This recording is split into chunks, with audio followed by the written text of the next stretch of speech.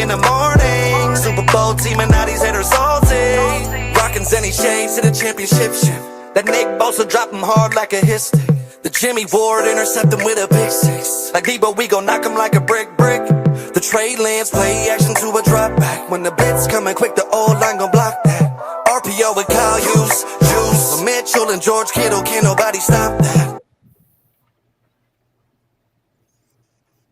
Man, we should have won that Bears game. We know it.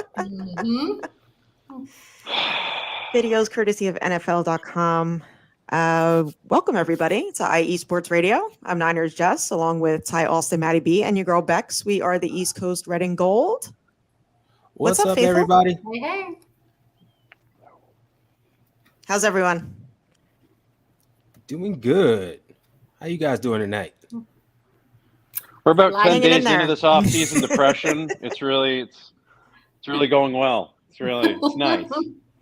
Today I sat down and I watched the you guys remember the game against the Giants in 87, 49-3?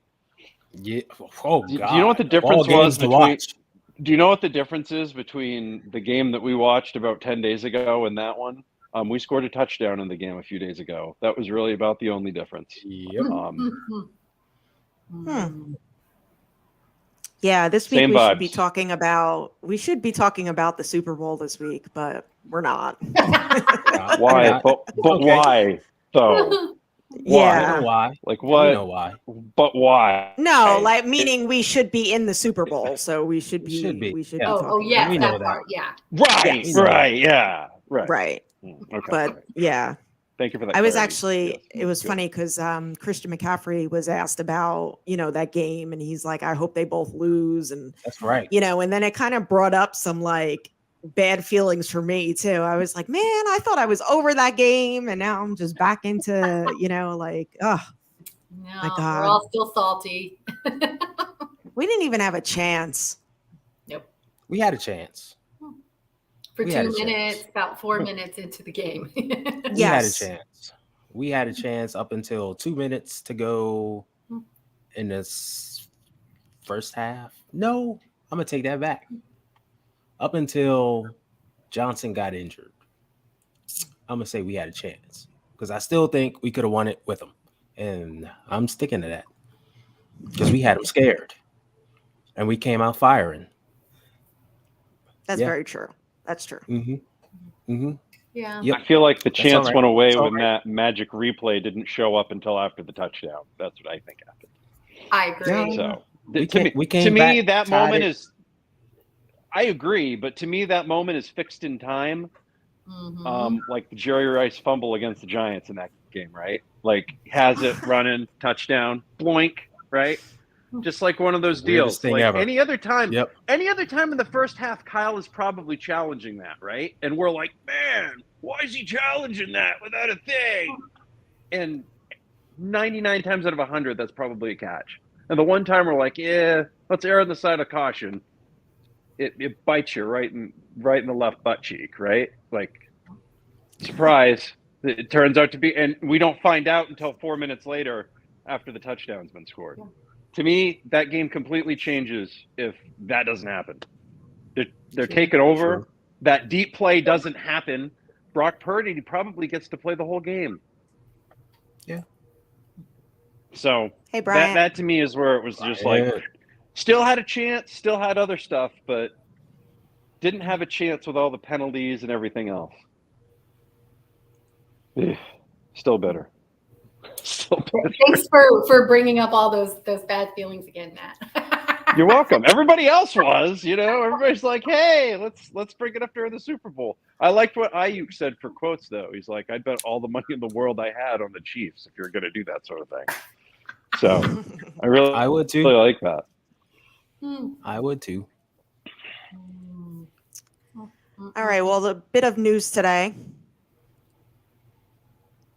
Brock Purdy, February 22nd, surgery date. He's getting that the interior brace put on. He's not getting the Tommy John surgery, so that's good.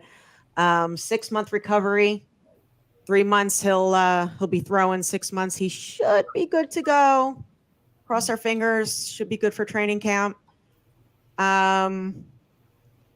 What's up to everybody in the chat? David, Bryant, Bebop, what's going on?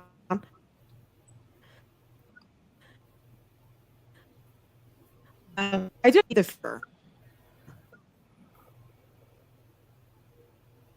Say what? You broke up there. What was You that? broke up. Yeah, you broke up on my end too.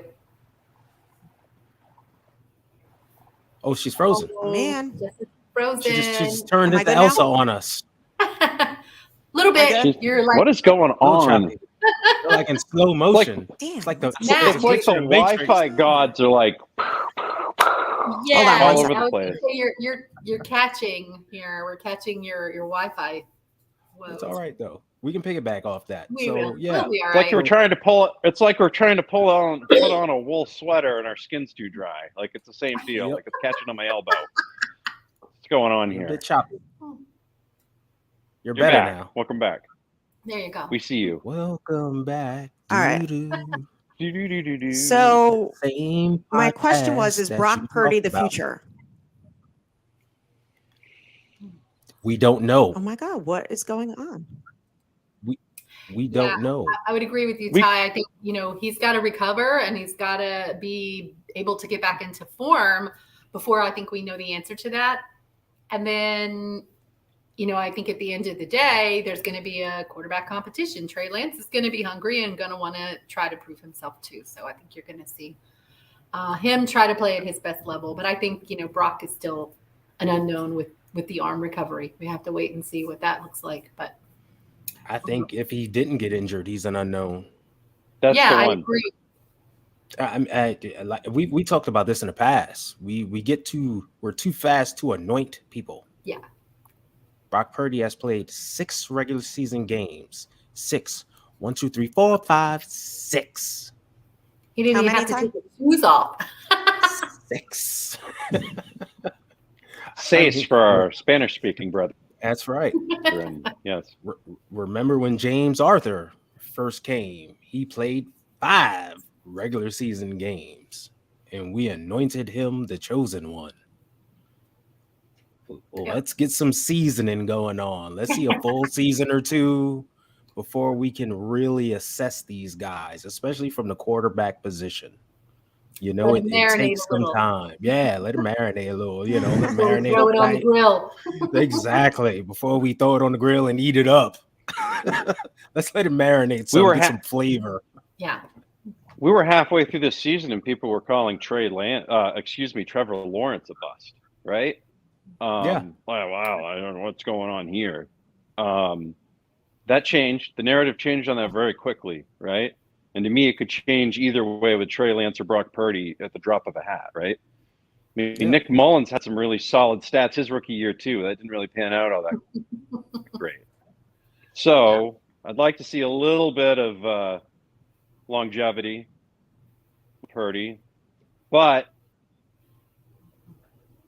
in the sizes that you're getting with Trey Lance, I got to start seeing more, right? Yeah. And what I really want to see is I want to see Kyle call the game the same way for both guys because I want to see how each one responds, right? Because I don't feel like they're being called the same way with each one there. They're not. I'm not a head coach. I'm not a defensive coordinator. I'm not a professional color analyst. I can just go by what I see. And it just seems to me like the offense is called differently when he's in at quarterback. And it's probably clear. There's probably a reason for it. But, sheesh, seems to me like he didn't do anything with the playbook when Purdy went in to grow up. It's almost like he opened up more pages, right? I didn't see a lot of these plays when Lance was playing. What's the reason for that? Is it because he trusts Trey Lance? Or because he's just not ready to, or he wants to call a different game for Trey Lance? I need to know maybe Trey's inexperience. That's what I want to see. Maybe Trey's inexperience and limitations with a lot of skills that he through camp and through practice. Maybe they already recognize that he's not capable of making certain types of plays, so they're not calling those when he's in there. Maybe 1 or 2 of them, and working on progressing some of those things. But I could definitely see them calling 2 different games. You have 2 different players, two different player styles. Really, you have a running quarterback versus Purdy, who's not. I mean, he's mobile, but I think Purdy was more comfortable standing in the pocket and figuring things out, whereas Lance, would try to make his reads and then run. So you have two different styles. So I don't think you're going to see the same game called for both of those guys necessarily. See, I see it completely different. I see that they both had the same skill sets and can do the same. Kyle just called a different game for him. Because you can put on tape and see Trey in the pocket, being comfortable, staying in there, throwing the ball downfield. He's a pass-first quarterback. For some reason, he's been labeled this mobile quarterback that needs to run. I don't know why. I mean, yeah, they ran him in college, but he was bigger than everybody in college. If I'm bigger than everybody on the if I'm bigger than everybody on the basketball court, I'm playing center. But the minute I go to the NBA, I'm the short guy on the bench. Like, I'm not playing center. So you got to adapt. So Kyle definitely called a different game plan. The only time we saw a similar game plan was in the second half of that Texans game, where he kept him in the pocket and let him throw the ball downfield. And the defense put up 20 points and a half. I mean, the offense put up 20 points and a half. Should have been 24, but a touchdown got called back for holding. I mean, come on. It doesn't take a rocket scientist to see what you need to do. That's the great thing about Trey Lance, too, is that, yes, he is a pass-first quarterback. But if he needs to, he could, he always keeps his eyes down the field to extend the play. Yeah. So, whereas we've had quarterbacks in the past where it's just automatic, hike the ball, run with it. He sits there, he stands there, he sees what's open. If he runs, he runs. If he doesn't, he doesn't. It'll be a good competition. If nothing else, this team really likes to compete for sure. And only makes us better. What's that? It only makes us better. That's right. Right? Exactly. Great situation. Everyone, around you pushes you even harder. So that's right. The whole iron sharpens iron. Right. And he needs all of these reps.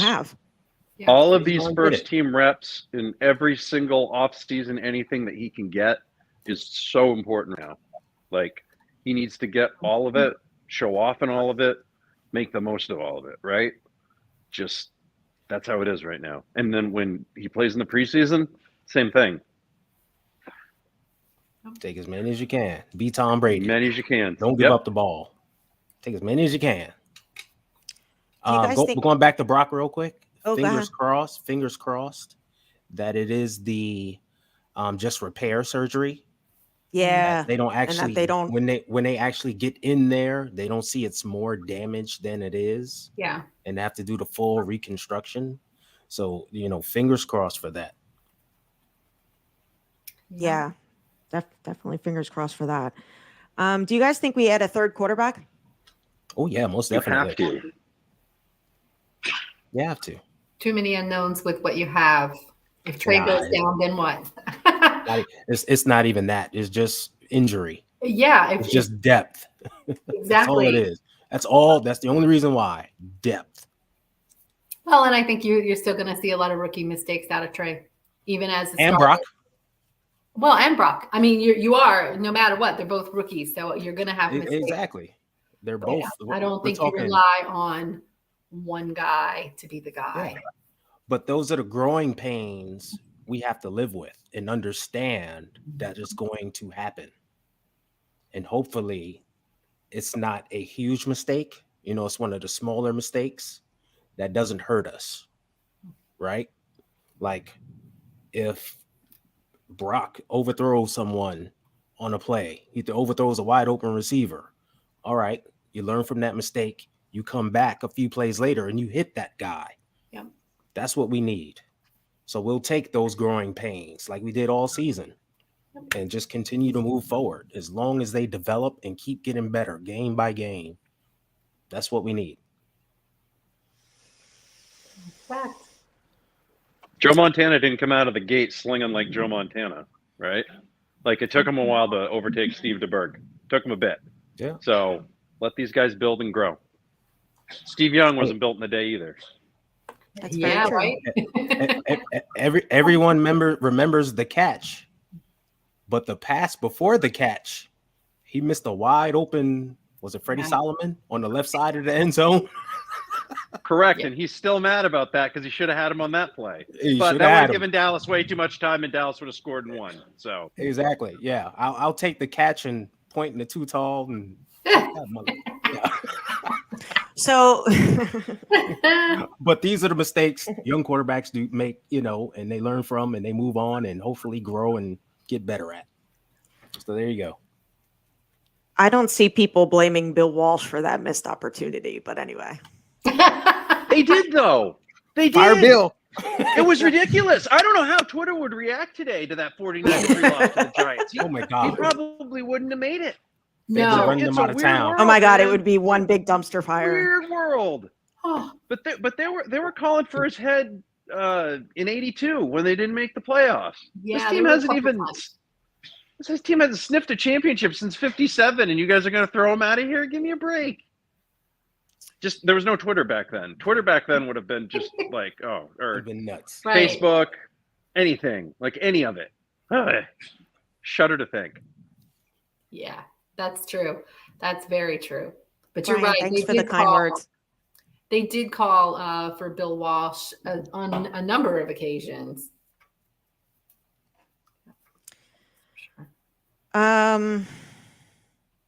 I want to go to Kyle Shanahan because this is real. This is kind of bothering me.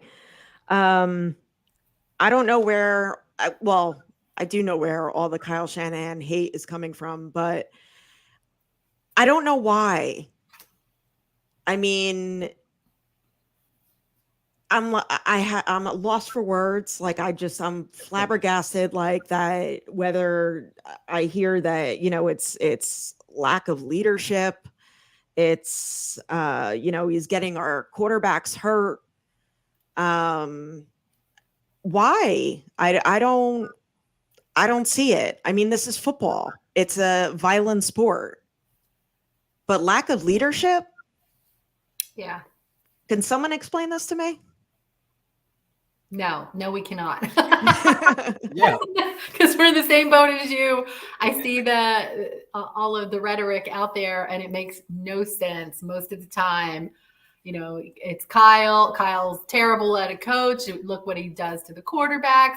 We don't win because Kyle's terrible. And here we are, in our third NFC championship in 4 years. So, like you can't make it make sense. It doesn't add up. Yeah. So. Yet people miss Jim Harbaugh for doing the same thing. Uh-huh. With And less then success. he did. I mean, Alex Smith got his concussion. I guess that was Jim Harbaugh's Right. fault. That was Jim's That's fault. Jim Harbaugh's Yep. fault. Mm-hmm. Colin Kaepernick getting hurt must have been Harbaugh's fault too, right? Mm-hmm. Yep. It's Pretty much just- ended his career. Like it doesn't make sense. And I think it's just typical end of the season finger pointing, and I have nothing better to talk about. So I'm just It has going to be somebody's fault. run Yeah. with something. Yeah, it has to be someone's fault. It can't be just bad luck, right? Two No. quarterbacks get injured. Plain and simple bad luck. Yeah. Nope, has to be someone's fault. It's just clearly that guy. Four Let's blame quarterbacks him. get injured. Yeah, Four. Excuse me, four. And Four. whose fault is it? And the emergency quarterback was playing with a bad calf, by the way. Fun fact.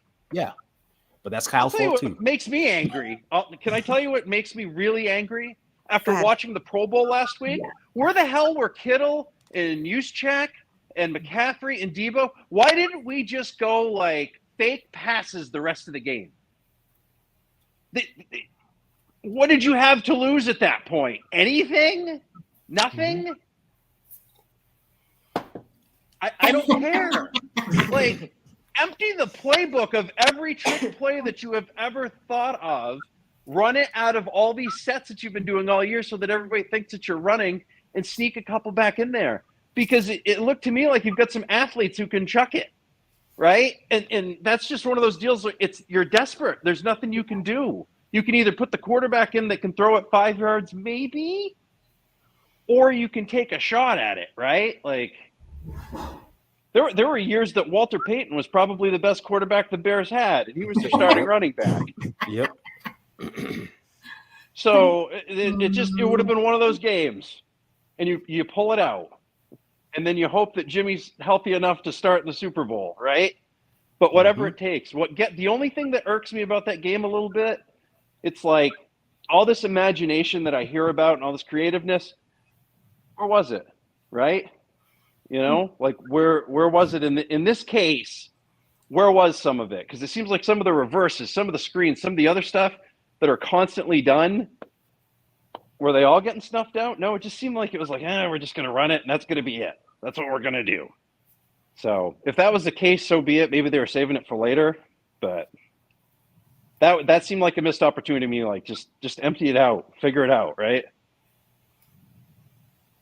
Jess, you brought up Jim Harbaugh, comparing him to Kyle. I think, if you look at how the team responded to the coaches, not a lot of the players liked Jim Harbaugh versus it seems Kyle has a much better rapport with the players and the team, and they all want to play for him. Jim Harbaugh, you have people always seemingly butting heads with him or fatigued from his hype man persona. Yep. And so I think there's also that difference. I mean, so if we're going to compare the two and people who miss Harbaugh, the players didn't love playing for Harbaugh like they love playing for Kyle. So I think there's that distinction too. And you're Catch you later, 100% Rob. right. Yeah. I think, You're right. Alex Boone had said, as far as Jim Harbaugh is concerned, that he overstayed his welcome. Yep. And maybe part of the reason he left, right? Because didn't he leave us during the Harbaugh years and went to Arizona or Minnesota or maybe both? I think it was Arizona. Yeah, I think so. Maybe both. Yeah, right. Yeah. I think there's a lot of like baggage too, like the 28-3 game. I think a lot of people blame Shanahan for that game. He wasn't the head coach for that game. He wasn't the quarterback for that game. He wasn't the defensive coordinator. He was not the defensive coordinator for that gave game. up I can tell you that 25 plus points. And you know what? It wasn't even with the 49ers. No. Right. But that's the thing. He was named the 49ers head coach before that game. So Yeah. doing what 49ers fans do, this is something that I've finally like really understood. They absorb that trauma and they take it for themselves, right? Yeah. And they just pile it on because they're expecting it. And that's what happened in this case. They were traumatized before they even got the head coach to the press conference. Yep. Because his first thing You're that right. he's going to talk about is this game that had nothing to do with the 49ers. And it's almost like they can't get over that. And until he wins a Super Bowl, they're not going to believe in him. And I feel like that's what it is. Yeah. They've got this black cloud mentality that they're painting over Kyle Shanahan. Kyle doesn't have it. They're painting it over him, and that's what they're choosing to see him through. When in reality, who the hell are you replacing Kyle Shanahan with right now? Please tell me. Exactly. Please, anyone. Anyone. And it's the national media always constantly bringing that up also. They won't let it go. Kyle Shanahan lost the Super Bowl. How? Mm-hmm. He was the guy. It was him. He was How? apparently running the entire organization as the offensive coordinator. Exactly. This is an impressive feat. No wonder Dan Quinn wanted him out of there, right? Yeah. It's unreal. Ridiculous.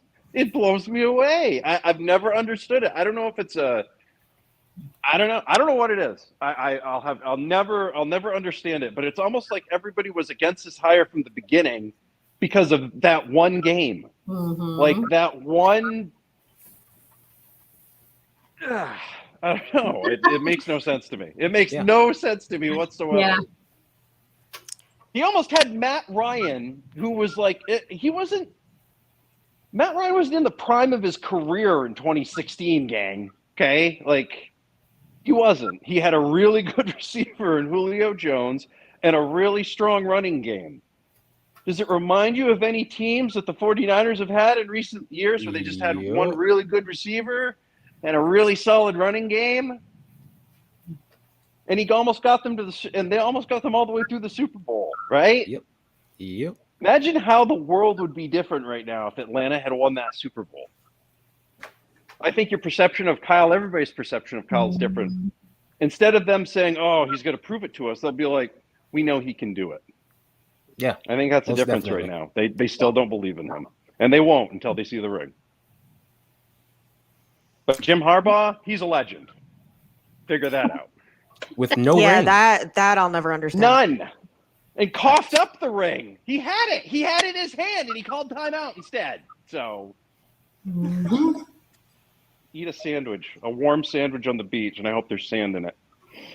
Hope you just bite in, a little tuna, you're like, there's a bit of sand. Crunch, crunch, crunch. Rest of his life. Timeout. Get out of here.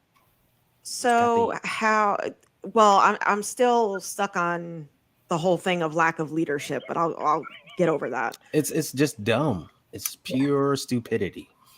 Could we? I think we addressed the leadership part this week, which I know is probably on the next rundown part.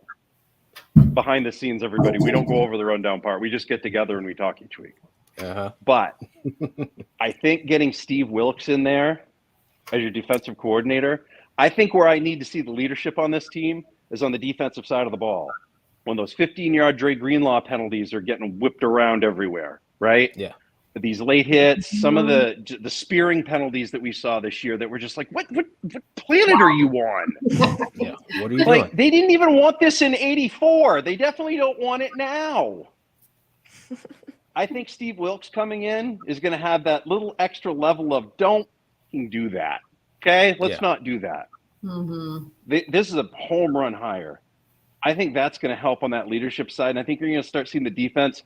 You're also going to start seeing this defense say, oh, wait, they thought it was all D'Amico Ryans? Yeah, well, wait till you get a load of us, right?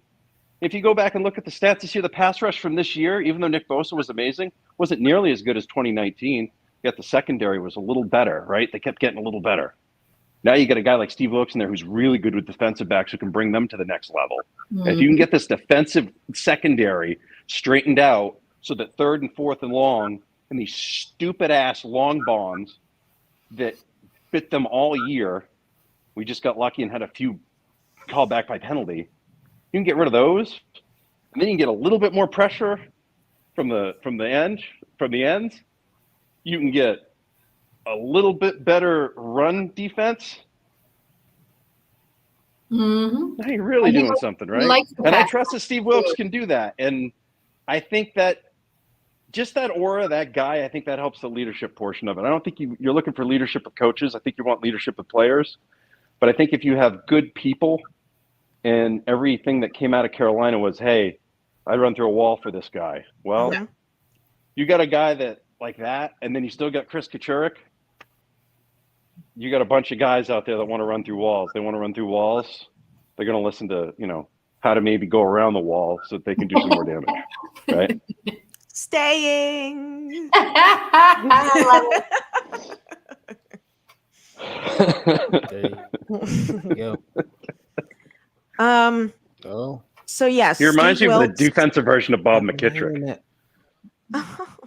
Is What is Ty going on? I'm telling you. insulated for you guys now too? Yes. There is a ghost going through each window. It's really bizarre. Right? I'm It started actually with me. trying. I'm It trying started not with to me. It went move, to so Jeff. hopefully Now my it's thing with will Ty. stay Up on. with that. You're good now, Watch Jeff. yourself. Ty is, Watch he yourself. looks like the AHA video.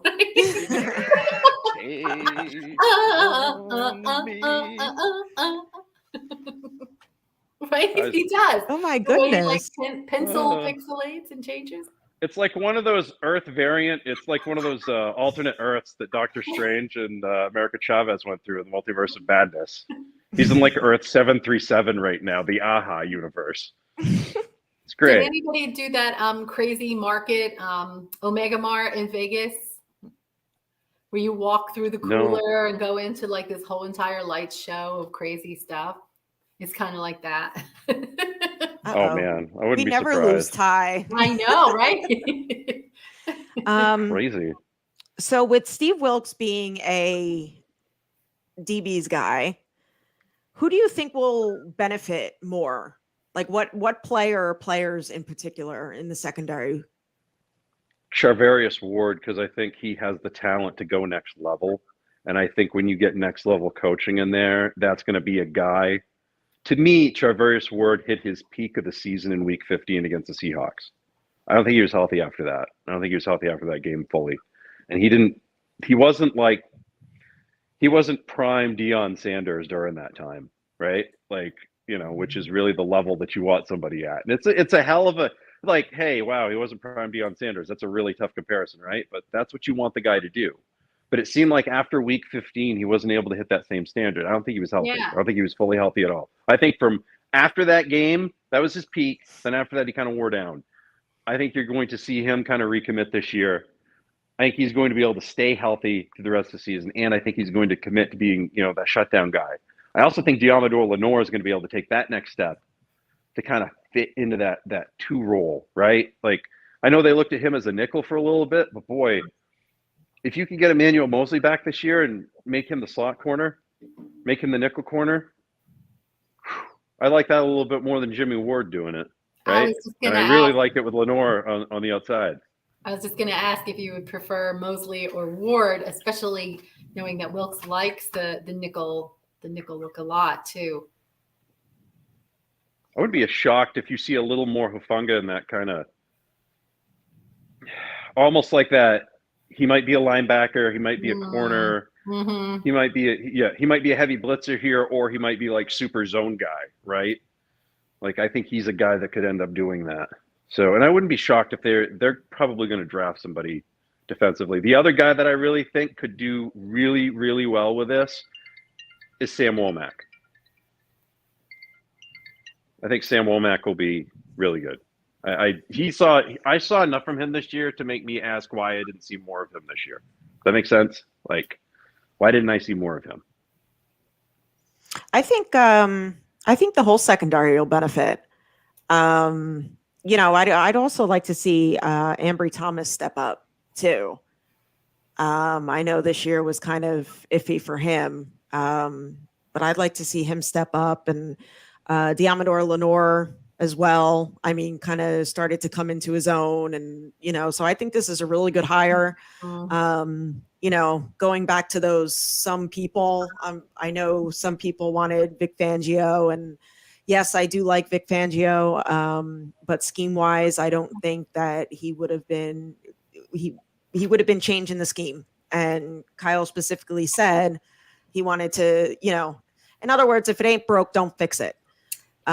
He would not have been a plug and play. He would have gone back to the same defensive scheme we ran before, which means we were going to need to find some different guys to fit that. Right. That you and see that. Go ahead. I was going to say there's a very Back to the Future vibe on that to me. Like, it didn't. I liked him consulting, but it's kind of like, listen, I've seen that before, and the stuff that they have here now, it seemed like there'd be a lot of. All I kept hearing was continuity.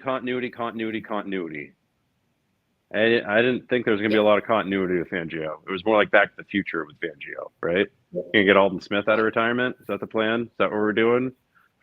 We giving Devarro Bowman a new knee? Is that the new plan? Because I don't see any way some of this stuff works. That's not the way this team is set up. And you're going to be leaving. Yes, I do. She also has a shirt with his face all over it. It's crazy. Yes, I have a Shanna shirt. 100% correct. So to me, it's just one of those deals, man.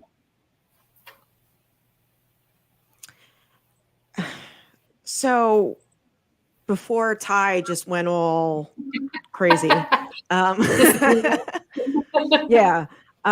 wanted to ask how, with Andy Reid, when he was with Philly and he went to the NFC Championship games, and he lost, do you see Kyle Shanahan in that light?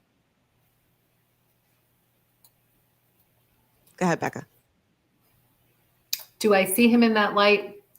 I mean, I think this year was just pure bad luck. I mean, I don't really know what to. Do I see him in that light? No, I don't know. I guess not. I feel like every situation's different.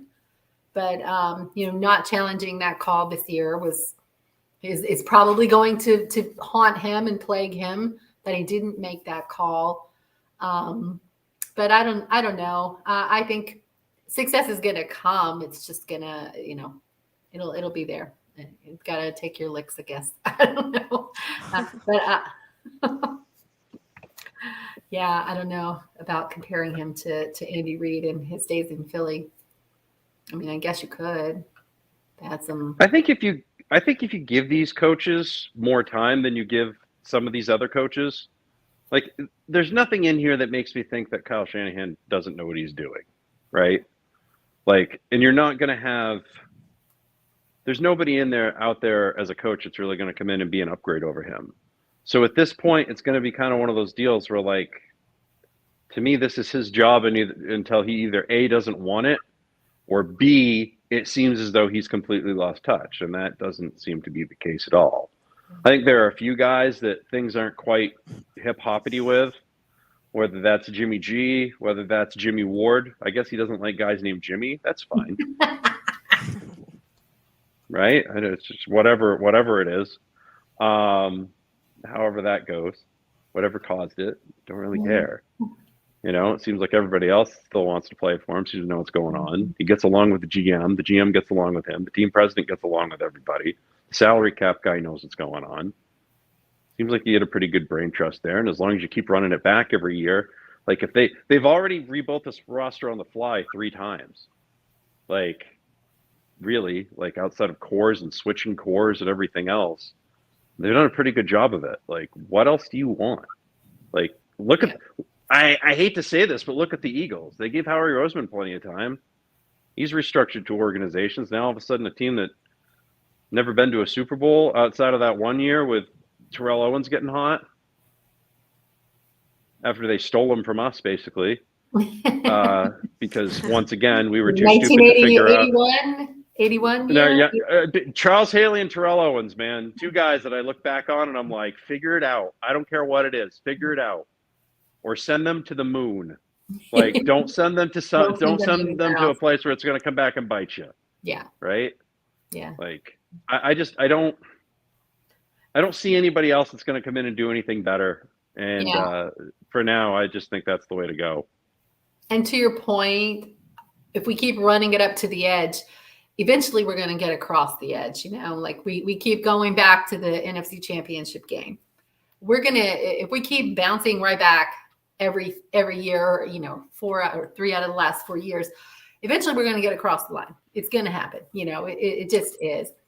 So I think you're absolutely right. The team seems committed to him, and that only bodes well. He's not under pressure. He's not going to make, I don't know, some maybe questionable decisions because this is his last chance with this team that could possibly do it and make some dumb moves. Whereas if he knows he's got the management on his side, that, you just keep building and keep trying, and eventually that's going to happen. It's going to get there. I honestly felt that this season was the season. I did too. Yeah. I did too, especially after Purdy showed up. Yeah, right? and more so than the 2019 season, I feel. Mm-hmm. Absolutely. I would agree. The 2019 season, didn't it feel like it was too early? Even though, like, we got jobbed in 2018 because of the ACL and all the other stuff that happened. Like, the 2019 season, it felt like we really shouldn't be here. Like, oops. You know what I mean? Like, that's kind of what it felt. It was awesome. Weird to me. Yeah. It just felt so unexpected, and it was just like, whoa. Especially the way they made it through the NFC title game, too.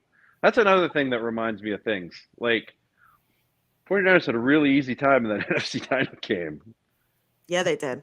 A lot of times when you see teams have an easy time in a title game, they don't have an easy time in the playoff, in the championship game. Go back and look at that. It's just one of those deals. It's kind of how it goes. It used to be that sometimes you'd have blowouts on each side. In that Kansas City game up until the Right. last. Up until the last part. It was 20-10 with 6:22 left. I know. Yeah. So, I mean, I don't know if I felt like it was an odd year. I felt like we had every chance the same as anybody else, that we were as good as anybody else. I don't This know. is And definitely a that's to me therapeutic what proved episode. it, right? Yeah. Yes, we're all having More and therapy. more salt into the wounds. Jesus. Let's just really unpack it all. Yeah, let's just go. This was, I mean, Go really, crazy. this game to me was a mix between the 83 title game when the officials screwed the 49ers Mhm. and then the Giants game where it was 49-3. So in this game, we got injured quarterback again, crappy call, and you get your ass kicked in front of a bunch of obnoxious fans on the East Coast, right? Like it was the combined strength of all three combined into one. It was just awful. It was just the absolute, like, something good has to come out of this. You can't just, I don't want to look back on this era like Jets fans look back at the Mark Sanchez era and say, wow, they made it to 2 AFC title games. Yeah, they didn't do anything after that. I don't look back at this era and be like, boy, almost won a Super Bowl and almost won an NFC title game. And, you know, you had a chance at that other NFC title game if you had a quarterback. That's it. That can't be the pinnacle of this era. Right. It can't be. It can't be. No, I agree. And I think, Kyle is a key component to continued success. Correct. Yeah, I agree. I mean, because like Maddie, like you said earlier, like who else is out there? Right. Who bring it back? What are you doing? Yeah. And who are you bringing in that isn't tearing out this team and rebuilding it? You know what I mean? That's another thing. Like with Jim Harbaugh, he inherited a good team. He did. Yes. He just was had to undercoached, put it all together. Poorly coached. Yes.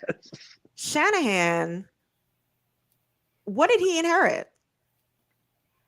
I don't know. The roster's turned over. Like He had to import a quarterback.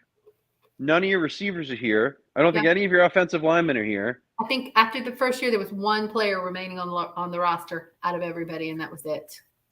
I think there was only one. I think I read that somewhere. Yeah, wasn't it like Dante Johnson? You might be right, but they literally turned the entire roster over in a season, except for one player. All right, so coming up in we got the the combine and stuff like that, but free agency. What are your guys' thoughts on free agency? Like, what as far as position, like what do you think who do you think we target? I actually want Brian Burns. I've always wanted Brian Burns since like last year from the Panthers. That'd be a compelling addition, maybe with Steve Wilks coming over. And I don't know if he's under contract though. Is he under contract for this coming season? I think season? he's either under contract or it's one of those 5th-year deals. So I don't think he's ready for free agency yet. I didn't. When I'm looking around for free agency, the first thing I think of is I want us to sign some of our own people that I think are super important. Jake Brendel is a guy that I really want to make sure comes back. Played pretty well this year. When did you hear complaints about the center this year? Not really many times. Not until the end of the season when the season was over. But go ahead. Right. You know exactly. That's exactly. Thank you. So to me, that's a guy that you've got to jump on. I think if you can get Emmanuel Mosley back on a 1-year prove-it deal, that's better too because he's a guy that already knows your system. You can bounce him back. Hey! We're gonna portal tie back in on your left. I broke through. On your left. Aha moment is over. Damn, you should have told me. I would have had some sound effects going. Yeah. Cue the When music. technology fails, I tell you. Go ahead, continue, man. I still need to see some nasty on the defensive line. We need somebody. I don't know who. I don't know what's out there, but you need someone with an attitude and an ass on that defensive line to just create that attitude. Need to see it. Don't know who's going to cause it. Don't know who it's going to be, but you need it. You need to get that circa Ted Washington guy that's just going to go in there and anchor that line, and create havoc and not get pushed off the ball and be able to play more than 13 or 14 snaps in a game. Ty, we're talking about free agency. What do you think? We ain't got no monies. We broke. We poor. Free agency. Free agency. Free agency. I know they're going to restructure contracts and move things around and create some money, but a lot of that money going to go to Nicky Bosa. Mm-hmm. So I don't know who they're going to get. I'll be shocked. I know John pulls off some magic, but yeah, I think with all the draft too. Yeah, with all the draft picks we have, I think they're going to try to build more than sign someone. To be honest with you, but I think they'll get it. They need to get one of those. We've seen over the past few years, there's been some young, hungry, nasty defensive tackles come into the league, and we need to get some of those guys. Like, seriously, line them right next to big Eric Armstead and tell him, you just be nasty, eat up blocks. Eric will do all that technical stuff. Don't worry. You just be nasty and let it go. Bradley Boozman. What a cool name. That is a cool name. I know. Sounds like a good drinking buddy. Who you go and hang out with? Bradley Boozman. Go hang out with Boozman. Me and Boozman go and hang out. Go play golf. Yeah. So, guys, do we re-sign everyone's favorite player, Mike McGlinchey? Miami or the Jets. One of those places. Houston. I could see Mike McGlinchey in Houston. Mike McGlinchey looks like he could just be a Houston Texan. Like, yep. I can see Mike McGlinchey going to Houston to work on and they'll love him in Houston. They'll think he's great until they watch him on film, and you're going to be like, I think he's great. Yeah. That's funny. But he's great. He's great. Yeah. Ty, I wanted to ask. To come back. Wait, he said he wants to come back, but basically at the right price. Yes, he wants to get paid. Now, and I believe his exact thing was, "I'm not an idiot. I'm not going to be stupid about it." Yeah, exactly. Yeah, and I think he's going to get paid. Some needy teams that will like give him that Christian Kirk kind of overpay contract, and where it's like, oh well, best of luck, Mike. Yeah. We can't afford Laken Tomlinson. Does Laken Tomlinson ring a bell with anyone? Mm-hmm. All last year, all I heard, well, they got to resign Laken Tomlinson. How? Please tell me. Please tell me, salary cap wizard. How is this going to happen? Prime example. He got overpaid for by the Jets. If you go back and look at all the projected contracts, like he got like 20 to 30% more than what anybody expected, because the Jets knew that he knew their system, and they need an offensive lineman, so they can go out and tell their fans, "Hey, yeah, we spent a lot of money, but boy, we needed this guy." Nice shirt, Ty. I was going to say, great shirt, Ty. I'm giving you special effects. Yeah, close ups, everything's going on tonight. Special effects tonight. Everything in this episode. We got therapy session. I agree, Brian. I think we definitely need to re-sign Tabor Pepper and Robbie Gould for sure. Robbie. Yeah, consistency in that neck of the woods is really key. You can not have this team relying on some random rookie kicker. Like, I'm sorry. And I'm sorry. There's too many other things. And Robbie needs to stop trying to tackle people too. That needs to stop right now. Like, somebody needs to talk to him and be like, listen, no. Okay? Just accidentally trip them. I would much rather you put the 15 yards on there for tripping as opposed to you trying to tackle these people and get a concussion and break your back. Because every time he tackles somebody, he looks like he bounces off them. Like, Well, 'cause You know, the like only- And that he little uses like his that little cousin you shoulders. have that shows up at the holiday party and he jumps on your leg and bounces off. Like same deal, same ball of wax. Just hit the nail on the head. He doesn't know how to tackle, and he's a No, kicker. he uses his shoulders. He's not getting paid to tackle, so he throws his shoulders into you. And during the Head Dallas first. game, he put his back into the guy, Oh, yeah. and it's like, whoa! All of that stuff is equally dangerous. Like, He shouldn't have to save any Dude. TDs. I don't want my Just- kicker Right. saving TDs. just kick it out the end zone, that man. part. Exactly. He Yeah. shouldn't- No. he Kick it shouldn't out have the to end make zone. a tackle because the people in front of him are supposed to do that. That's right. And but Robbie's best asset is his level of give 0 Fs. When he's out there practicing, it's the best part of the pregame to Yeah. watch. Yep. He doesn't care who's warming up, if the band is trying to practice or the cheerleaders are running their drills. He's just booting them all pregame long. I love it. That's my favorite part about Robbie. Nothing gets to him. Nothing bothers him.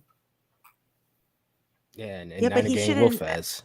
Yeah, same mentioning that he saved the TD and in divisional, he has to be the guy. And yes, Robbie has stepped up several times during the Mhm. season and made a tackle, saved a touchdown. Saving, yeah. He that just was can't as good as happen. gold. Like, but it just- remember, he got injured can't. on one of them. It Yes. can't happen. Remember He's the too Carolina valuable. game? That could have gone poorly if we needed a kicker in that game, Mhm. right? Very poorly. Yeah. And if So I- and if there's anything that this season should have taught any of us, any terrible thing can happen at any time at the worst possible time. You do not want to be without a kicker in a title game. Or like, oh, Super Bowl, oops. Mitch Wishnowski's coming out to Yeah, kick the yeah. game-winning field Oh goal. my god. Oh my God. Good luck with that. That He's going to kick a mm-mm. 40-yard extra point, right? Like, it's not just there's no learning curve for this. If you're an emergency kicker, you've got to go out and kick a 40-yard field goal, basically. Oops. Yeah. You're better off going for 2. Bryant brought up Or Jose that, or the one Cortez. game. I forget what game it was. Was it against Green Bay during the season where he was hurt and we had Chase McLaughlin? Yeah, I was Or- trying to think yeah. of who went out. Or was and that tried- against St. Louis? Not St. Louis. The Rams. The Rams. I don't I don't know. remember who it was against, but somebody was out trying to kick because Robbie was hurt. Yeah. Yeah. And it went like into the tunnel. Mhm. That's why But we yeah. don't need Robbie making tackles. Exactly. Correct. Special teams needs to get their act together. Ty, I wanted to ask you, because you were dealing with your internet. Steve Wilks is a DB guy. Yep. Who do you think, like what players do you think will benefit in the secondary with having See. Wilks there? I think the safeties. I think he'll increase the level to play the corners, but that really wasn't, the real problem. I think we'll get better safety play out of them. And just my internet cut out, and I totally missed this conversation. But I wanted to piggyback on what Matt was talking about the leadership of Kyle and bringing in all these quality coaches. Excuse me. Go ahead. And how, if you look at it, he just kind of built year by year, got better by better. We lose one guy, we bring in a better guy. And you talk about the defense. We started off with Salah, whose focus was the defensive line. Then D'Amico Ryans, whose focus was the linebacker. Well, their specialty, I should say. Now we bring in Wilks. His specialty is the DBs. You see how one hire just builds upon another, and we get stronger and stronger in each department. Wilks will come in. I'm sure he'll strengthen the secondary. He'll get these safeties, focused in position where they need to be and helping out on the back end. Talk to Hufanga. Hey, don't be jumping up, man. If we need you back, stay back and make those plays back there. I think that, that unit is going to be a lot better, and it's going to make the defense a lot better. Our defense could be even better than it was this year, believe it or not. scary to think about just because of that little addition and tweak to the defense. And we still got Coach Chris coaching the D line. So, hey, life is good. If there's one thing that being the defensive coordinator of the San Francisco 49ers will guarantee you is the chance at a head coaching job somewhere else, right? Mm-hmm. Like when you look at it, just since I tweeted it out yesterday, you've got Saleh, who's with the Jets. Yep. You've got, where'd we go? You've got George Seifert, who, was 49ers, and then he ended up coaching the Panthers. Ray Rhodes went to the Eagles. Pete Carroll had 2 jobs after that, head coaching jobs. And I'm not counting the college jobs for these guys. I'm talking the pro jobs. This is NFL. Jim Mora. Yep. Yeah. Little Jim Mora, not big Jim Mora. Fangio, Saleh, and of course, D'Amico Ryans.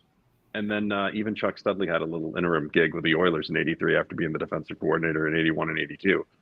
So Steve Wilks, who already has head coaching experience, now is going to come here, get it together. It's almost like being the offensive coordinator for the Alabama Crimson Tide. You're going to get a pretty plum job when you're ready for one, right? Yep. So he's going to have a good year this year. He's going to get everything shored up. They'll win a Super Bowl, and he'll probably be able to have his pick of jobs next year. Somebody's going to need a head coach, and they're going to want a defensive guy with experience, and he's going to be able to take it. So it's a great move for him. And the black cloud. And then we're going to have to go through this whole thing again. It's just part of the cycle. You know what I mean? David says Andy Lee made some great tackles. Yes, he was the punter, but it was also big. Yes, he was. And put up Brian's quote up there, his comment. 100% facts. Andy Lee was a great Niner punter. It was about that hang time. Andy Lee was just awesome. Andy Lee should have retired a Niner. That is a fact. He should have. I'm hoping they bring him back on a one-day contract and he retires a Niner. They should have Andy Lee Day. Because there were some years in there where he was the team MVP. Yeah. He should be kicking out footballs on Tasman Drive one day, right? Exactly. Just on the back of a fire truck. Just randomly kicking them out. Andy Lee, the MVP. I still got my jersey. I wear it proudly. I have a great picture of him and Phil Dawson because they were number 4 and 9, and they're standing next to each other as 4-9. So. Nice. Phil Dawson was an underrated kicker too. Yeah. Yes, he was. Yeah, he was. Yeah. Guys, don't forget to like and subscribe to us, the East Coast Red and Gold, on IE Sports Radio, your direct feed for all that is sports.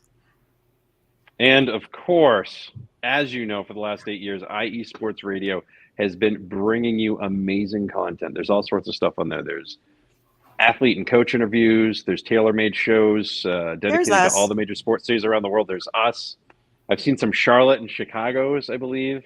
We don't talk about the Philadelphias. All the while continue to be by the fans and for the fans, right?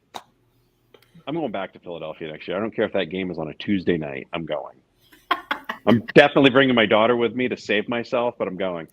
When you go to the website, iesportsradio.com, you're going to see the Patreon link. It's got 5 different tiers on it, and the first one starts at just $5 a month, right? For all you old King Kong Bundy fans out there, just think about that for just a second. The higher tiers include IE Sports Radio merchandise, access to Podcaster University, and, of course, a chance to be featured on the flagship segment, The Defining Moment.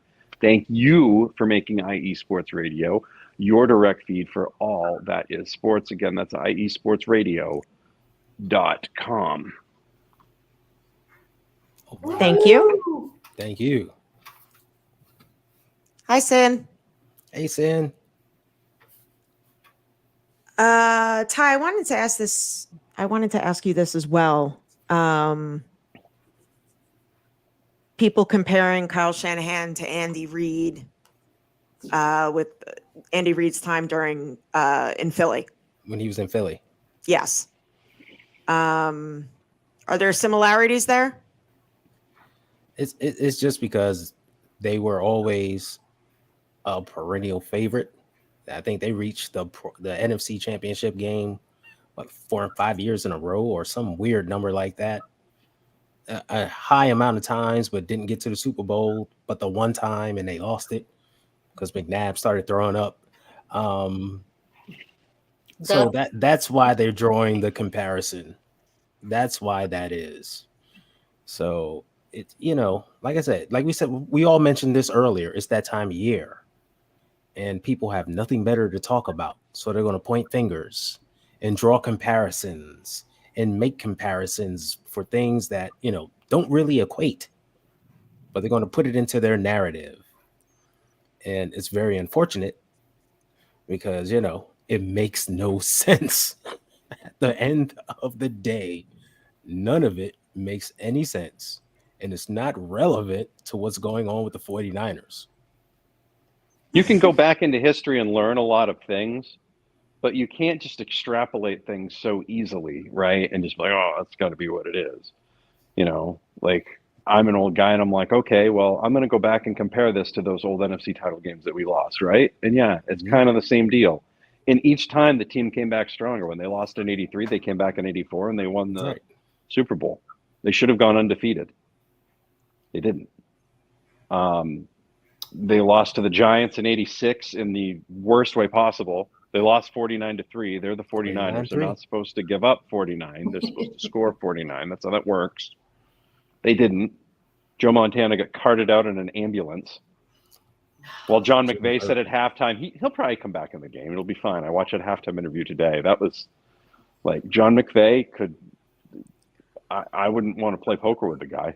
It's like, oh yeah, Joe Montana's probably come back in the second half. Yeah. He's literally like almost falling over, walking off the field. Wobbled his way. He's getting dragged off the field, but yeah, he'll be sliding right back in there. No, Jeff Kemp will be playing the rest of this game, and we will not be winning. Thank you. By the way, fun fact: it was 28-3 at the half of that game. Harbinger of things to come. It's Kyle's fault. But you go back and you look at that, and then the next year they come back and they go in 87. I think we should all have shirts made. It's Kyle's fault. It's Kyle's fault. Damn it, Kyle! In the 49ers font. That's what it should be. Damn it, Kyle.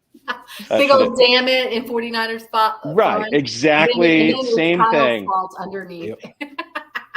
Oh no. Kyle hacked in and cut him off. Right, he did. It's Matt's turn to drop out. You can read it. You can actually read it in Eric Cartman's voice as you see it, right? Damn it, Kyle. Like, it's just how it goes. Damn it, Kyle. It's ridiculous. Damn it, Kyle. Ridiculous. All right, I want to talk a little bit about Javon Kinlaw. He's played 13 games. He's played in 13 out of 40 games. Yep. Are they picking up his fifth-year option? I would agree. How? I don't think so, but yeah. Go ahead, Becca. No, I don't see a lot of these guys with the fifth-year options getting picked up. I mean, people like Kinlaw and some of the other free agent dudes. I think we're going to let a bunch of these guys walk for cap money, and we're going to. We have guys that we're going to bring up from the second string or practice squad, and we're going to go out and recruit. There was an interesting stat that they put up about the players on both teams that are in the Super Bowl. Not that I wanted to look at the graphic, but they were talking about where they got each of the players. And fine, just pour some more salt on the wound. Since we're having therapy. Yeah. Really, yes. Lick it. Where's the lemon and the tequila if we're going to have all this salt, right? But the graphic was demonstrating that almost every single player from Philadelphia came from the draft, and most of the players on Kansas City did as well. There was like 4 or 5 that were from trades or other free agency type of thing, but they built the roster from the draft. So I do see us letting a lot of these guys walk and going picking these guys out of the draft. Going back to the garden and seeing what you can come up with. Yep. Yeah. Pluck a new flower, put it in the vase. Ty, what do you think? I mean, other than your name being Ayuk, I don't see it being picked up. Even with a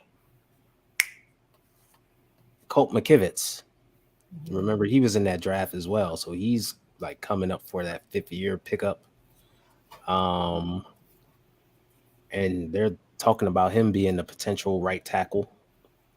I don't even see him getting picked up. Like I see all these guys just playing out, and we resign them if they play well. That's it. Even Juwan But Jennings, not too well. Yeah, exactly. They can't play too well. So we They can can't sign them play cheap. too well. We Right. sign them cheap. Yeah. But Maybe even you play Juwan really Jennings, well during the year, and then you get hurt later in the year. Like, it's one of those Mhm. deals. Like, Yeah. you can't hope they have a contract year because they're going to go to Jacksonville or bounce. the Jets Yep. or somewhere else. Yeah. I was gonna say even Jennings, who we all love, and he's that gritty player, and he converts. And, he makes plays. I don't even see them picking him his 5th year up, even though that would be cheap since he was like a 7th round pick. So He's an exclusive rights free agent. Free agent, right? Yeah. Yeah, I was looking for the if list. it's a weird deal. Like if he has that Emmanuel Sanders had something similar earlier in his career when he was with Pittsburgh, if I remember correctly. And I remember the Patriots tried to sign him, almost had him, and then he ended up going to Denver like a year later because the Steelers matched. yeah, Kind of the same deal. I could see if somebody really likes Jennings and thinks he could be the guy, he could be the good, third down receiver for them. I could see them trying to come in and make a deal for him, but odds are he's probably going to be cheap. It's kind of a cheapish sort of re-sign, so I think he sticks around. What I'm keeping an eye on is, are they going to really? And I don't want to get rid of him. Okay, I want to plant that flag into the ground right now, please. But I have also seen that this team also realizes that you can't keep everybody, right? Which is why DeForest Buckner plays in a different place now. Mhm. Where are you going Brandon with this, Ayuk. Matty? What are we doing with Brandon Ayuk? At some point, there's stuff in the budget, but you got to pay Deebo Samuel and George Kittle and Trent Williams, and you're going to have to pay one of those quarterbacks eventually, right? Mhm. At some point. And it's not like Trey Lance's deal is super cheap because it's a first-round deal, so there's some money to be paid there. It's not Patrick Mahomes money, but it's not Brock Purdy money. There's a big difference. So where's all this money come from? Right. You're gonna tell Nick Bosa to take a little bit less so we can sign Ayuk? No, somebody's gonna come in and snag him, okay? Yeah. Because I can't imagine that they're gonna franchise him. Somebody's gonna outbid you for him. He's gonna go somewhere. Do you maybe trade somebody so that you can try to make a move and stay ahead of it? Do I want that? No, but somebody's going to get moved at some point for something. Maybe not this year, but probably next year, because you cannot keep everybody. That is not how it works. This isn't Fantasyland. So that's the thing I'm concerned about. Will they get it wrong like they did the DeForest Buckner thing? Because they got that wrong. They did. Right? They did. We can look back at the end of the day. They did not get that right, and I'm sure they would admit that. Watching Javon Kinlaw get pushed off the ball, didn't get it right. They did not get him replaced with somebody else that was going to be better or fit in.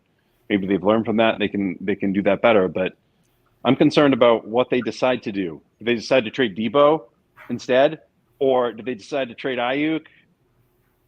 What if the guy that they trade starts getting injured? With our luck, the guy that we keep will be the one that starts getting injured. It's just one of those deals where I'm gonna get a little worried about this stuff. Because you said Yeah, I'm extremely concerned about this because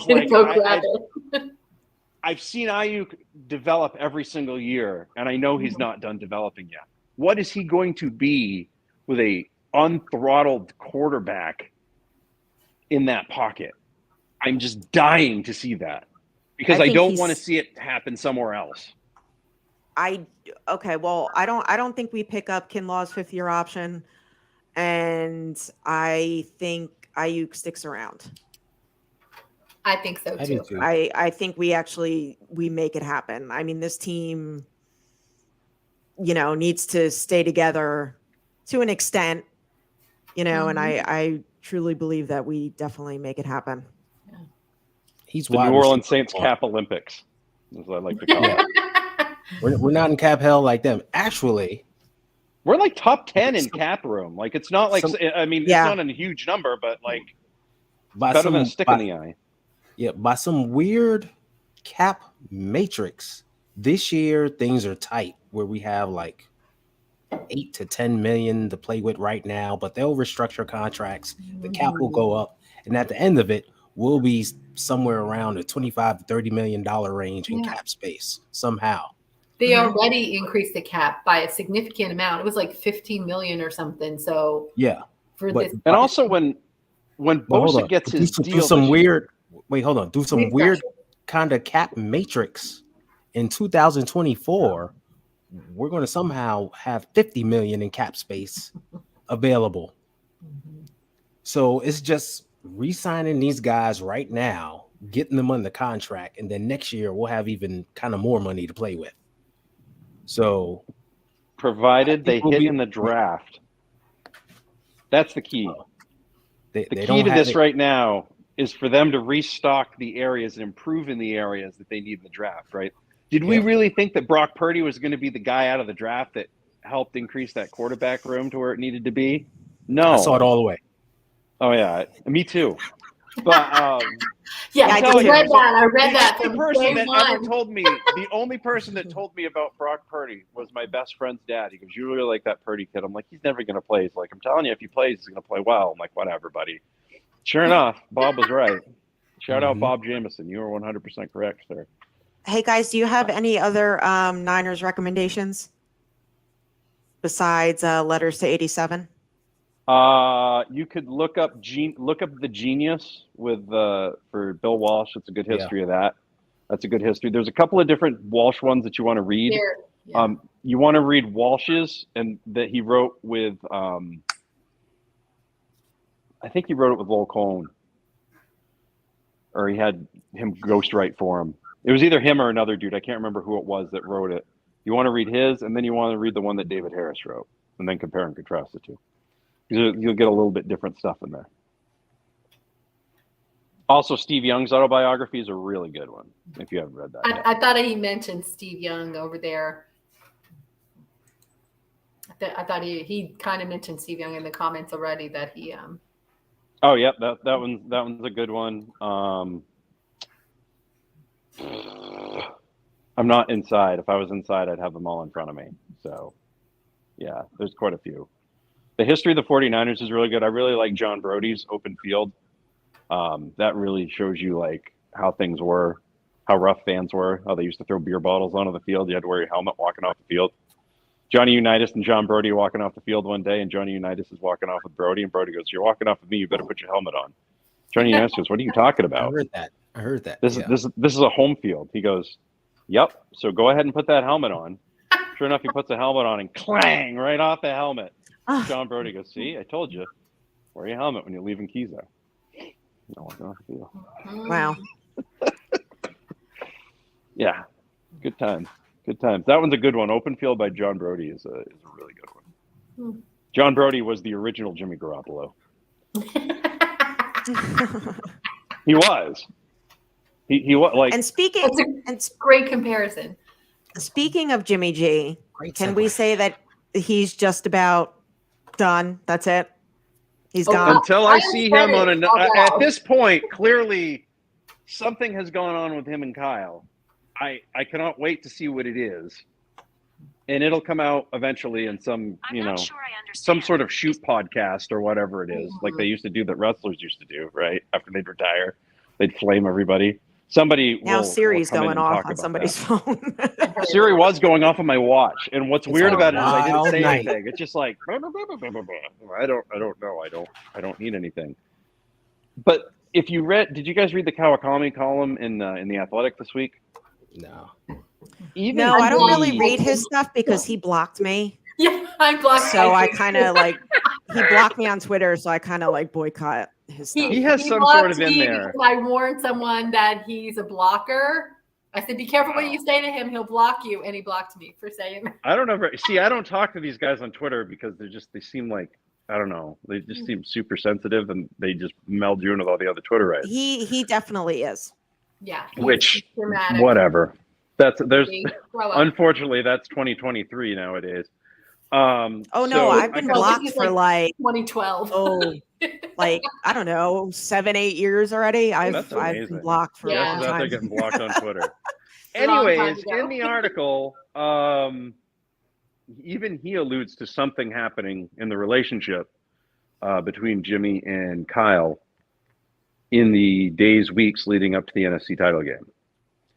Now, I'm not a speculation guy, but a lot of people are going to draw the dots back to that game that they said Garoppolo could have played when he was with the Patriots, but didn't because his shoulder was hurt.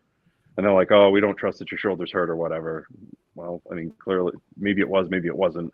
Who's to say? We don't know. But it just seems to me like there's some sort of lingerness there. Not even a word, but I like it. Just make it up as you go along. Approved. And it's almost like they manifested this quarterback thing. Like they were like, listen, it would be really great if you could, suit up. Like they did keep him on the roster for the entire freaking run. Like they kept that roster spot open. They didn't put him on IR. They couldn't.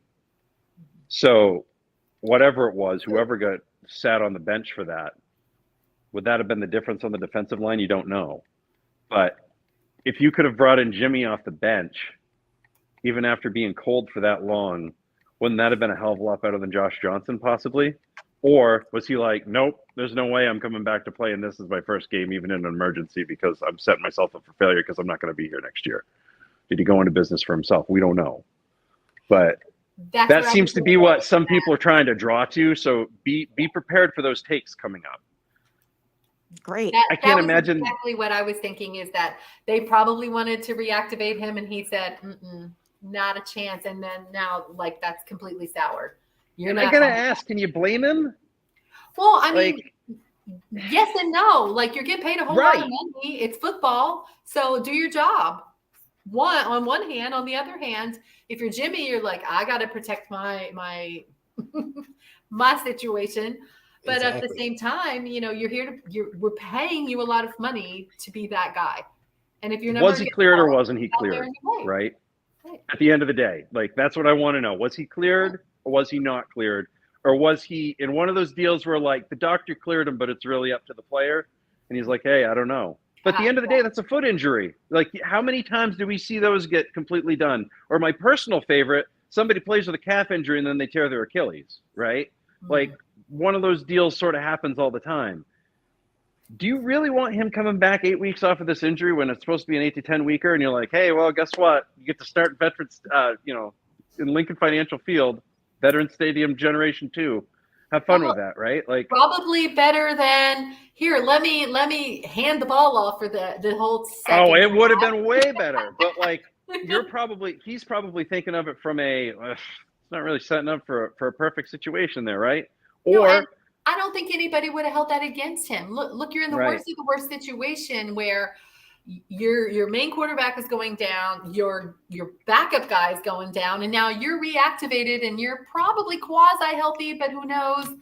No, I don't think a single person would have held anything against Jimmy G if he totally tanked in that game, put in that situation. I don't see it happening. I still think his whatever exit cachet that he has is what he's leaving with, regardless of how he performed in that game. I can't see anybody being mad at him for going out there in warrior mentality mode and trying to do something.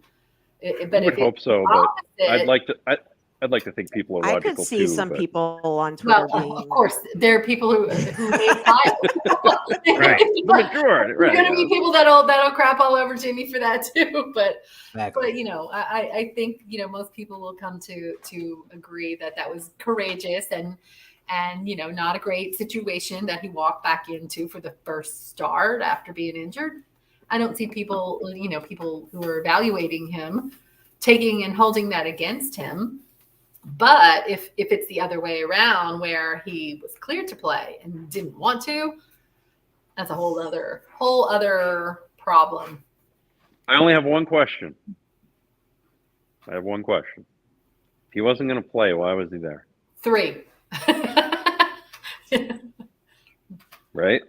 Well, did they really need him there for emotional support? Like, the only thing you're doing if you have him on the sidelines and he's not playing is setting up for a situation like he did where somebody sees him laughing, like, oh, he's laughing. So, yeah, you gotta be mad, right? Like, the same people that Trey But Lance that's and the fingers crossed thing thought it was it's the same sort of thing. They're like, oh, that's what it is. To me, that's what it. If he's not active, he shouldn't have been on the sideline. Well, Like, I if he's do not- agree with that to some extent too. But with the laughing thing, you can see if you watch the whole footage, he's reacting to something someone said. Oh yeah, I mean, I don't think They're I taking a don't buy into that snapshot at in a all. millisecond and they're turning it into a meme because it's easy to do. But Jimmy wasn't sitting there laughing at the demise of the team. It was someone who walked up and said something to him. It's one more in thing all to add on the honesty, card. though, I wouldn't be surprised if he was. Even though that probably wasn't the case, in my opinion, I wouldn't be surprised if he was. Well, at some point you got to be a little bitter. I would think if you're Jimmy, right? You got to be salty too. Where's his lime and tequila? Exactly. Look what's happened to him in his career here, and I don't know. He to me has always seemed to be able to brush all of that off and accept that it's a business and take his opportunities and play them to his strength. I don't see him being petty and doing those kind of things. But it is business, and maybe I don't know. They tried to push him to come back too soon, and he wasn't happy with that. Who knows what's going on? But those hot takes will be interesting. What if he said something about Kyle, and Kyle doesn't know how to cook, and Kyle was like, "I cook better than you on any day of the week, fool. Let's get into this kitchen and cook it out." There's Maybe 5 flavors of popcorners coming out, Ty. Exactly. Maybe Jimmy was like, "Hey, I was hitting pizza boxes when I was 10 years old." And Kyle was like, "You want to have a pizza throw off?" Maybe it was that. We have no idea. I really hope it was that now. I'm not gonna lie. I hope it was across the street pizza throw off 2023. Exactly. Right. You know what? We're going to see Jimmy and Mike McGlinchey on one roof, and Kyle and Joe Staley on another roof. And this is going to be throwing footballs. Tune in, folks. It's going to be must-see TV. That's right, Jimmy and McGlinchey. Not a single mosquito is going to hit Jimmy Garoppolo because McGlinchey's going to be right there waiting for it. You're not getting by me, you mosquito. Block air with the best of them. Nope. Not happening. Blocking the pizza oven. That's right.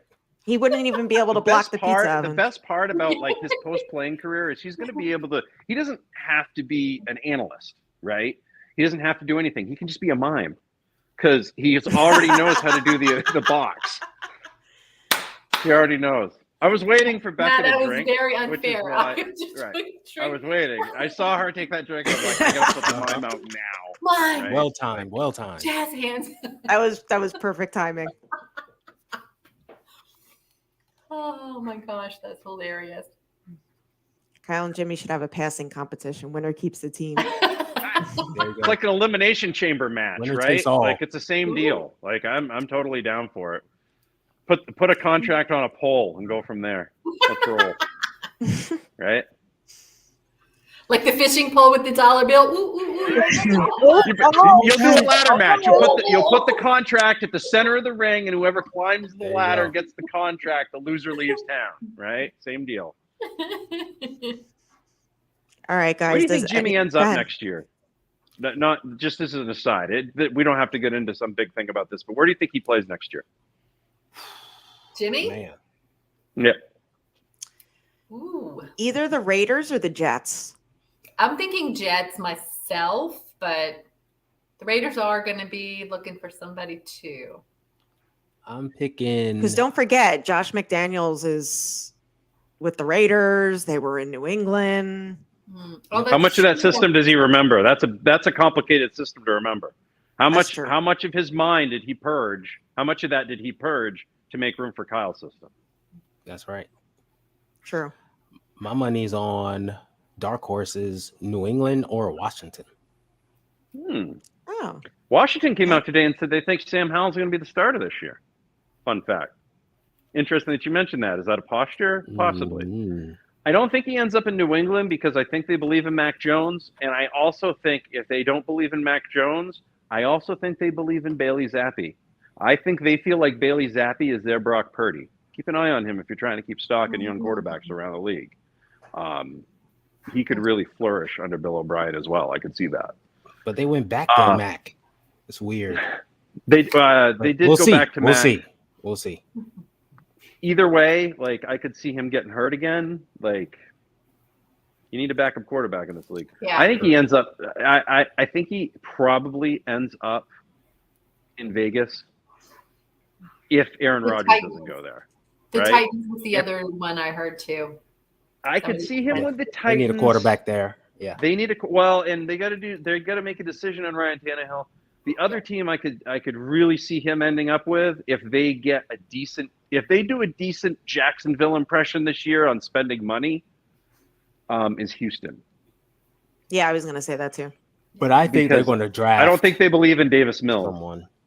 No, but I think they're going to draft a quarterback though. They're going to get C.J. Stroud or the kid from Alabama, one of those two, to be their I quarterback. could see that, but I could see them taking him as that. The only reason I don't see him with the Jets is I don't think Jimmy Garoppolo would last 4 games with the Jets before he got hurt. And that's just because I don't think he's going to mix with that field. Like, he got hurt at Levi's. Like, And I don't think he's going to mix with the media. No. I don't. You can't. No. There's a. No. No, I don't think it would. Well, I just Robert. I don't. Yeah, Robert Saleh is familiar with his injury history as well. Brian So with it's the T. do I want that? That's Maybe the Tampa, but I think Tampa's probably going to try to get a young guy, right? Unless they think they can run it back with what they've got. Tampa might be a little dark horse in this too. Real interesting. Yeah. But I'm going to be real interested to see where a lot of these guys go because it's going to show you how a lot of these guys are valued around the league based on where they come from. Oh, we shall see. Yeah. All right. So if you guys don't have anything else, let's go to that hurry up offense and the 2-minute warning. Yeah, where is that? Time out! Ty is on his A game tonight. You know why? Because it's different. Where's the challenge flag? I'm like, where is it's the whole having something new. And I'm like, I don't recognize it. Oh Did my we gosh. challenge that?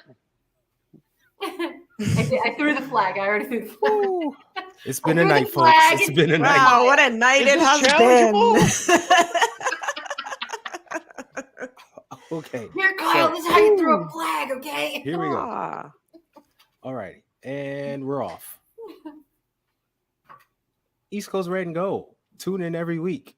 Sometimes you see me, sometimes you won't. Somebody else go. Go ahead, Becca. Your hype music. Go ahead, Becca. Sad that our season is over. Go no one in the Super Bowl. I'll be watching for Chris Stapleton and Rihanna only. That is it. The rest of it, who cares? Niners, great move with Steve Wilks. Draft well, free agent well, and let's get next year ready to go. Go Niners. Welcome, Coach Wilks, to the San Francisco 49ers. Very excited for you to be a part of this awesome organization. Pumped for this coming season. Unfortunately, we didn't get it done this year. But yeah, looking forward to next season and go Niners. Maddie, go ahead. Very excited about the Steve Wilks hire. This is one of those cases where I don't think you lost anything. I think you gained a lot too. And then the rest of it's going to be roster building 101. You either got to build this thing through the draft or you're going to have to build it, doing smart moves like they did with getting Mooney and Ward in free agency last year, right? I think we all kind of looked at that deal at the time and like, okay, cool. Well, now it looks like one of the more affordable deals that you've ever seen. So like to see a few more of those home run hitters, hopefully, again, on the defensive, offensive lines. I think the trenches where things need to get a lot tougher and a lot meaner to get this ball over the mountain and get that 6th Lombardi trophy into the 49ers museum so that we can update our pictures and backgrounds on our social media with all 6 trophies, not just the 5.